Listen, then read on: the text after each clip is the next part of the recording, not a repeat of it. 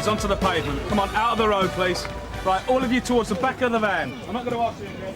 Right, can you stand well back, please? 3, 4, 5, 1. She's dead. Just keep going. 5. She stopped breathing about 5 minutes ago. What? Is she dead? I wasn't going more than 20. She came running right out in front of me. Just sit tight, sir. Excuse me. What's occurring? Fatak, young schoolgirl. Driver's a bit shaken up, but he's OK. Anyone got him blown in the bag? Yeah, he's clear. Traff Polo got the accident investigator on way. I see. Any ID? Yes, Sarge. There's a bus pass. Name's P. Reedham. Date of birth works out 1983. Patsy Reedham. I know her from the kids' home. Wouldn't recognise her. She don't look 13, does she?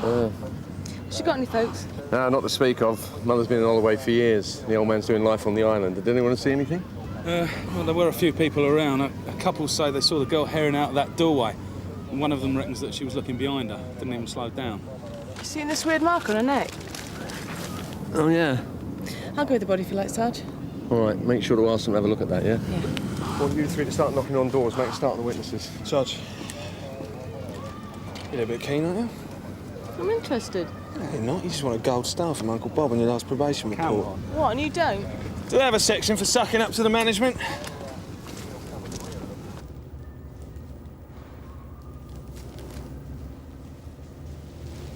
Well, I've still got a lot to do, but you pointed out the marks on her neck. Yeah. And she's got some fresh bruising on both arms and one inner thigh as well. Well, she was hit full on by the van. The bruising isn't consistent with a collision, nor are the traces of semen I think I found on her clothes and underwear. I'll be taking samples for confirmation, but I'd say she suffered some kind of sexual assault, possibly rape, immediately before her death. What's happened? Someone said... A young girl's been hit by a van, sir. Well, who? Is she all right? Her name's Patsy Reedham, and no, I'm afraid she's not all right. Did you see something, sir? No. It's my son. He's her boyfriend. But if she had been assaulted and was running away from an attacker, that would fit with what the witnesses are saying. No one saw her being chased? But if she did have the accident because she was running away, wouldn't that put whoever assaulted her on for manslaughter? Well, you'd have to prove the connection, but yeah, you could be right. Sarge, Nick's got the girl's boyfriend. Says he saw the victim this morning. So, you and Ben live on your own, do you? Yeah, my wife died when Ben was little. It's open. I'm Brian Coleman. This is my son, Ben. Sergeant Cryer, W.P.C. Keane. Get up, Ben. Have a seat. Thank you. Right, Nick, that's fine, thanks. Sarge. Right, I'm sorry to hear about Patsy. Poor kid. Neither of you know what happened? I was indoors, Ben was at work. He's only just back. He's been going out with Patsy for a couple of months. He's really upset. Well, firstly, I need to know exactly when you saw Patsy. Today, Ben. This morning before I went to work. She came around about 8:30, stayed 20 minutes. Do you know where she went then? But you went to work? He works in the sports shop on Goddard Street. Does it matter? I mean... I'm afraid it does, Mr. Coleman. You see, we have reason to believe that Patsy may have got into trouble before her death. What sort of trouble? Well, it's possible that she may have been sexually assaulted. What? So we have to establish exactly the circumstances that led up to the accident. Well, you know where she said she was going. Julian's. Who's Julian? Someone I know. I can't handle this. I need some air. Ben? No, it's all right, Mr. Coleman. Yeah, look, it's Julian character. I've been thinking about contacting some of her months, only Ben hasn't been round there so much recently. I don't follow. Yeah, sorry. His name's Julian Peters. He's 30-odd. He lives in our block, number 4. Well, he's a weirdo. He makes it his business to be friendly with the kids round here. And Ben, Patsy, plenty of others. Invites them round to his place. Well, I think he's been giving them drugs and stuff. Wait, silly! What do you mean silly? Go just take it! Coming out! Leave it! Leave it! Hey, come on, calm down. Calm down. Not very clever, is it? We were doing inquiries next door, Sarge. Heard these two start up. Are you Julian Peters? So what's all this about? Nothing. He was trying to rearrange your face. It couldn't be about nothing. Is this where you live, Julian? Yeah. Right, let's all go in and have a chat then, shall we? Come on.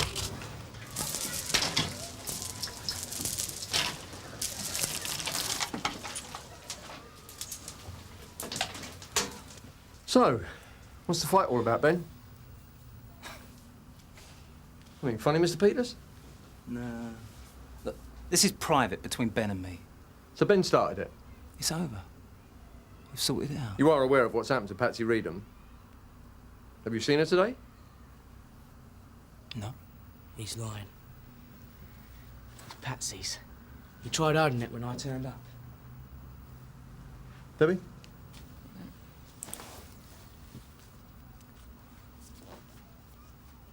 The photos belong to me. That bag's hers? I haven't done anything. You been here all day? Yeah, all day. What's this then? It's just a bit of fun. Sarge. What are you doing with Patsy Reedham's school bag? She left it here. When? A few days ago. So how come she's got work dated from yesterday in here then?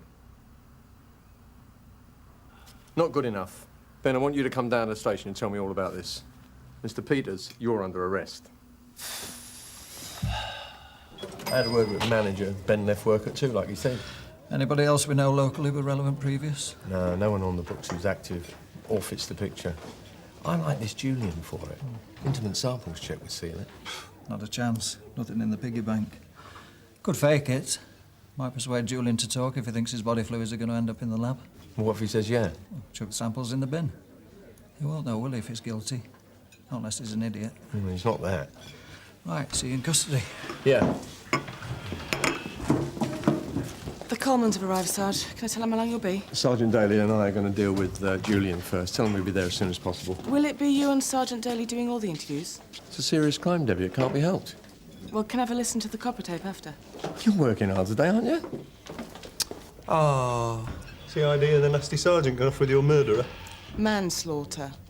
Possibly. Anyway, I'm not convinced that Julian did it. Well, you're on your own there, Debs. Nah, that Julian's well iffy. I mean, he's giving kids drugs. They can get whatever they want round the close after school. They don't need Julian for that. Yeah, I used to know someone like Julian. Used to get all us kids to go round his junk shop. Smoke fags, talk about life. My mum thought he was dangerous, but he wasn't. He was just different. Yeah, I did too. He was old, about 50. Used to get us playing football. Dirty old men. Never worked out what he got out of it, though. It must have cost him on fags and fizzy drinks. But he never did any harm. Well, maybe Julian was just a mate, like you said. The rest is still hearsay. Yeah, so was gravity to begin with. But no, if you think you're onto something, Debs, go for it. Follow that instinctive police nose of yours. Go on, show them what you can do. Oh, well, it's better than sitting around twiddling your thumbs. Why'd you lie about seeing Patsy this morning? I knew how it would look. What do you mean? I knew everyone would jump to conclusions. What conclusions? All right, tell us about this morning.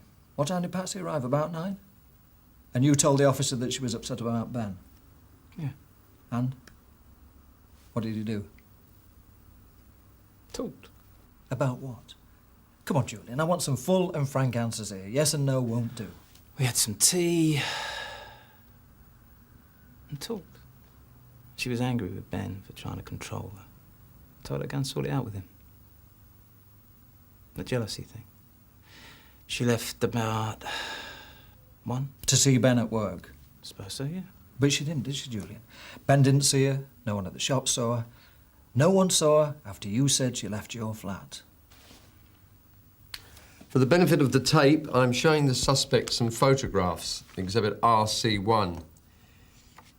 In these pictures, you're seen smoking cannabis with various young teenagers, including Patsy Reedham.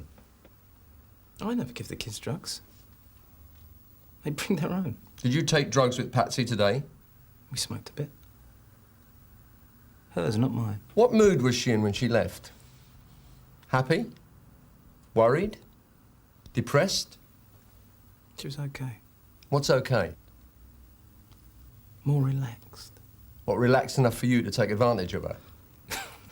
And what's funny now? You didn't take advantage of Patsy. And what do you mean by that? Patsy was... Patsy. She revelled in herself. She knew what she wanted out of life.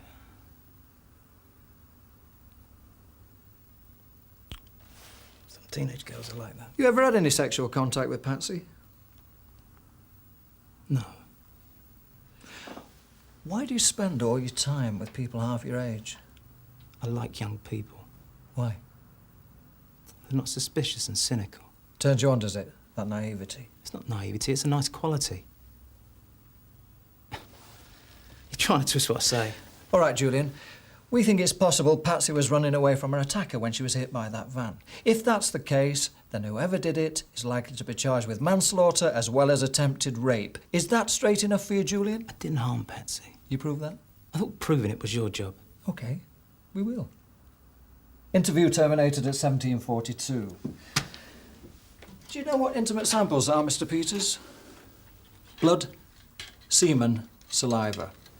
All we need to prove who is responsible for the assault on Patsy. No, look. Simple as that. Oh, you need my permission for that. I'll explain. No, I know about that. You can't force me. You're right, we can't. You're a clever man, Julian. Think about how a refusal to cooperate is most likely to be interpreted.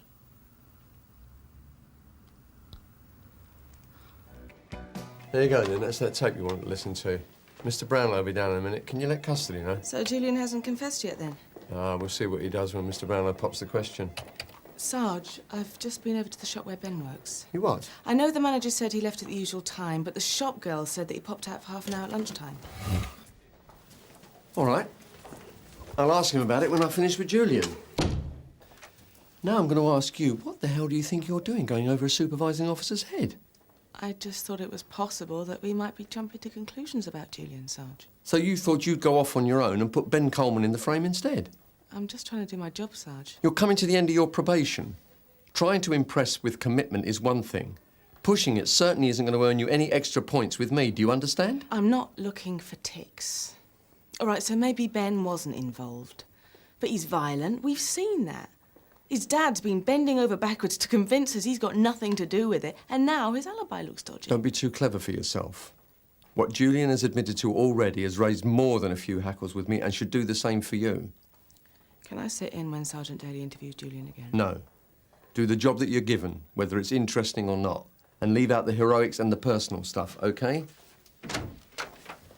What about all your personal stuff, Sarge? Hold on. You're convinced about Julian because of where you're coming from. You're a dad, and you're suspicious of Julian because you can't understand him. We don't have to understand him. Our job is to establish the facts of the crime. So let's get on with it, shall we? Sarge.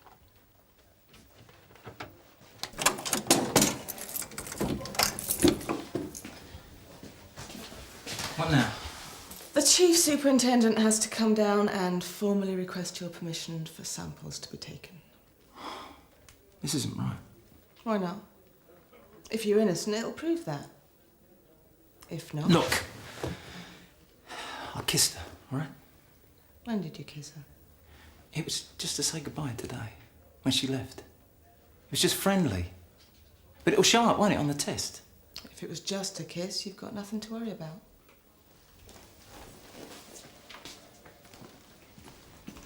How is he? Nervous. Nervous is good. Evening, Bob. There we go. Sir. So, Mr. Peters. I'm Chief Superintendent Brownlow. The officers in your case have decided that tests on intimate samples taken from your body will tend either to prove or disprove your involvement in the alleged incident. You can refuse permission, but you should be aware that if you do so without good cause, it could affect your case when it comes to court. You are entitled to legal advice if you request it. Do you understand? I understand. Do you give your permission?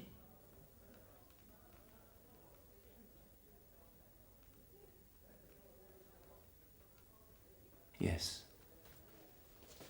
But I'd like it noted that I protest against these tests as an invasion of my privacy and an abrogation of my presumption of innocence.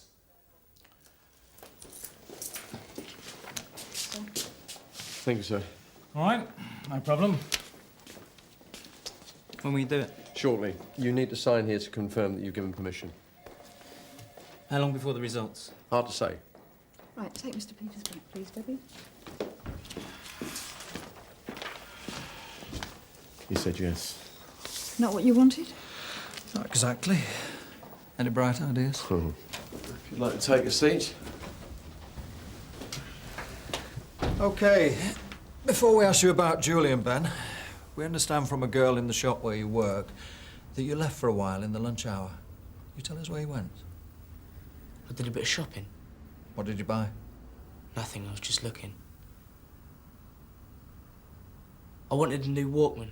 The last one got nicked. Well, that's true. Happened last week. Can you remember what shops you went to? Nah, I just looked around. Well, what's all this about? Oh, we've cooperated with you. You got who you want. No, we're trying to eliminate Ben from our inquiries, Brian, and to do that, we need to know precisely where he was between 1 and 2. Well, go on, then. Tell him. Well, you must remember what shops you went into. Come on, Ben. All right. I was down the games arcade. Asked the bloke down there I got change off him. Why didn't you tell us that in the first place? Because I was scoring, all right? Are you going to do me for that now, are you?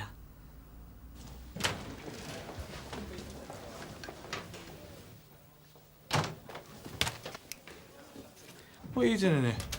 Keeping out of the way, mostly. Just got a lecture about rocking the team dinghy. And now I hear Ben's found himself another alibi. Keep trying to work out where Patsy would have gone. When? When she left Julian's, if she didn't go and see Ben. Do you want to have a listen to this? Not particularly. I told her to go and sort it out with him. The jealousy thing. She left about 1. To see Ben at work? I suppose so, yeah. But she didn't, did she, Julian? Ben didn't see her, no one at the shop saw her. No one saw her after you say she left your flat. Julian tells Patsy to go to the shop. No. All right, to go and see Ben then. Yeah, it's a different thing, isn't it? Yeah. What? Perhaps Patsy did go looking for Ben, but not at work. What, at the arcade? Or home. The staircase where the Commons live. Did you do inquiries there? Yeah, there's nothing, yeah. There's a bloke from the floor above who heard shouting and running on the stairs, but it could have been anyone at any time. Well, what about the neighbours, though, the people next door to the Commons? Have you got your notes? Yeah, well, I would have remembered. What number was it? 34. Right, we've got an elderly couple at number 35 who heard laughter. They couldn't hear their television because they heard people laughing next door. But Ben wasn't there then. Brian was. The dad? No, I don't see it. Doesn't seem the type, does he? Brian's a real straight arrow. I think he might have found someone like Patsy a bit hard to handle. Yeah, right, OK then. Thanks very much. Cheers, bye-bye. What? Right, it was definitely a young female voice laughing and giggling, and they say they'd heard it before in the flat. Right, better talk to Brian then. Do you fancy sitting in, Debbie? Yeah, great. OK, Bob. Good experience for her. Yeah, fair enough. After you, then. Youngsters getting away from you these days, Bob? Only when I let them off the lead. Can we go now? I've had about enough of waiting on you people. We've checked on what Ben told us. That's all clear. Good. We've just got a couple more things to sort out, Mr. Coleman. Would you mind taking a seat? Like what? As you know, we've been making inquiries on your block since the accident. We've just had a statement saying that somebody heard a young girl's voice in your flat about 1:30 this afternoon. Who? Number 35. I'll bet it was. They must be 80, the pair of them. And they wouldn't even notice if World War III started in their living room. They seem pretty clear they'd heard a familiar young female voice, Mr. Coleman. I had the radio on. I listened to the phone in. Look, is that it? Look, can we go now? Is there something you want to say, Ben? What radio? The radio's bust, Dad. Don't be daft. I ain't being daft. I took it down to work with me this morning. Ben, shut up. Terry said he could fix it. Shut up!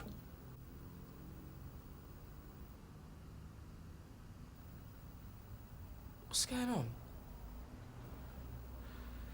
Right, Mr. Coleman, you're under arrest for assault. You do not have to say anything, but it may harm your defence if you do not mention when questioned something which you later rely on in court. Anything you do say may be given in evidence. Let's get him down to interview 4.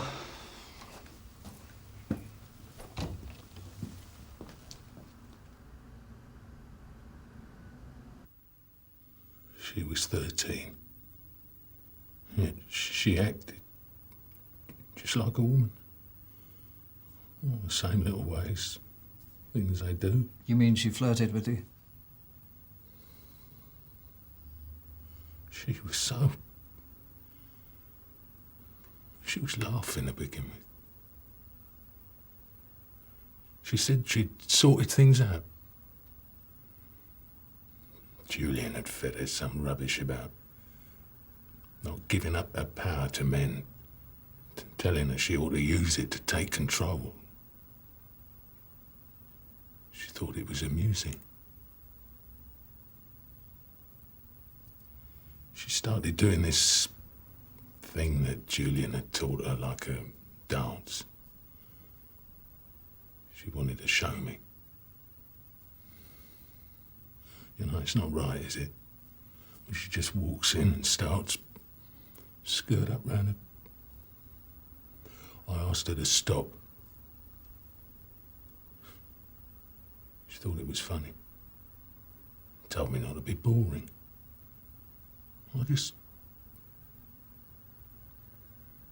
Someone should have taught her, you know. I just wanted to make her see that she couldn't have it always. What do you mean by that, Brian? I never meant to hurt her. I've been a good father. I've never done anything like that. It just got right out of hand. And I didn't mean to frighten her. I went after her trying to explain, but she just ran off. Stupid.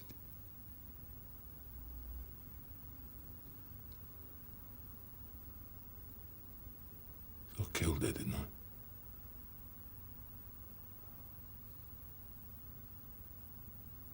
What'll happen to me now? Debbie, did he cough? Yep. You did well then. Yeah, what are you on today, eh? Had a bit of help. Yeah, we'll make sure Sergeant Cryer puts it in his report, yeah? Nick, got something to be getting on with? Yes, Sarge. How about you, Debbie? We've finished. See you later. Oh, Debbie, it was a good result. Thanks, Sarge. Now I need someone to do some sorting in the prop store for me. And then tomorrow, and the next day, the school crossing lady at Brim Street's off sick. I'm looking for an enthusiastic replacement. I'll cover it. Thank you.